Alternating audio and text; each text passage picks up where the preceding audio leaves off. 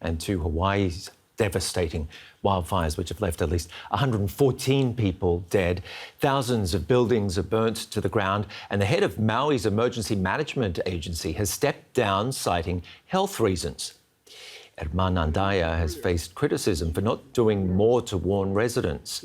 A day earlier, he defended his decision not to activate the island's tsunami sirens, saying they might have sent people running inland towards the approaching fires. Power failures also kept many residents from receiving mobile phone alerts. And let's bring in DW correspondent Conchi Moya, who's in Maui. The death toll keeps rising. How are efforts to retrieve the dead progressing? They're still proceeding slowly because authorities have to make DNA tests and then match them with the samples provided by families and gather them together. So they want to proceed carefully and slowly out of respect. And when they have this match, then they add up to the number. The governor, Josh Green, said today that they expect the number to rise significantly still.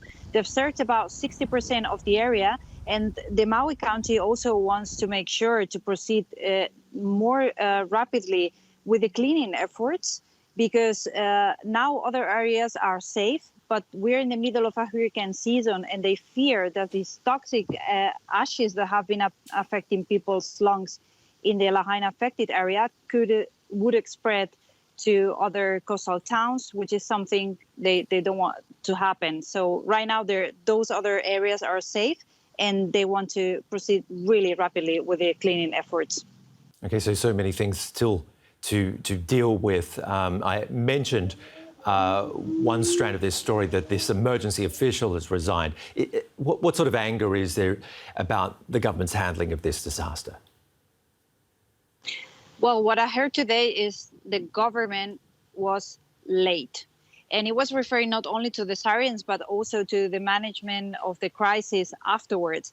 With the sirens, people are angry about the fact that authorities have been insisting on saying that the sirens would have sent people into the fire, because that's not a logic response, or saying things like that the sirens are meant to be for outdoors, but you couldn't hear them indoors. I was here when the sirens were tested a couple of weeks ago, and I was indoors and I had to cover my ears. They're so loud. So people are saying, we could have saved many lives. We could have at least known there's something going on. Go outside, see the smoke if you're sleeping, and then escape more rapidly. And actually, I also have had many firsthand reports from people whose house was burned. And as they were escaping, they also encountered roads that were blocked by the police. The police were not alerting the people, but they were actually blocking their way when the fire was underway.